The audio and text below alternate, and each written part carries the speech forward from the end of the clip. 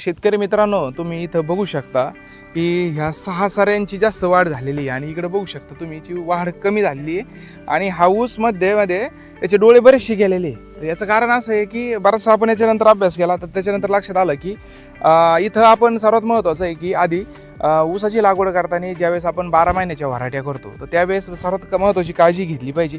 या व्हरायट्यांना सुरुवातीला बेसल करणं म्हणजे सगळ्याच ऊसांना बेसल करणं फार महत्त्वाचं आहे. तुम्ही बघू शकता इकडं फुटवे तुम्हाला म्हणजे इतके फुटवे झालेत की त्याचं माप नाही. साधारणतः 7 ते 8 फुटवे साधारणतः प्रत्येक कोमामध्ये आजच्या परिस्थितीला. आणि इकडं फार म्हणजे ऊस पण जास्त उगला नाही आणि बरेचसे प्रॉब्लेम.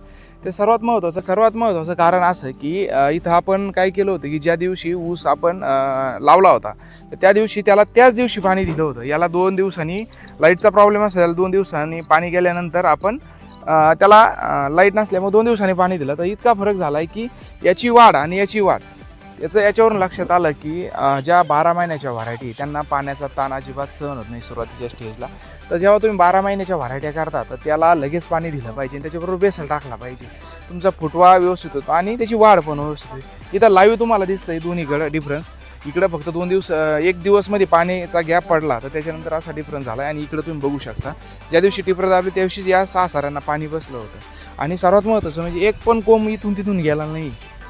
तर ज्यावेळेस शेतकरी तुम्ही लागवडी करताय तर त्यावेळेस तुम्ही लक्षात गोष्ट घ्या की लागवड करताना त्या दिवशी एक तर दिवसाची लाईट असली पाहिजे. लाईट असतानाच तुम्ही लागवड करा म्हणजे जेणेकरून तुम्हाला लागवडीच्या दिवशी किंवा दुसऱ्या दिवशीच पाणी बसेल. 1 दिवसाचा गॅप पडलाय तरी पण एवढा डिफरन्स पडलाय तर आपल्याला पुन्हा नर्सरीतून डोळे आणून त्याच्यात मधला गॅप फिलिंग करावं लागलेला आहे.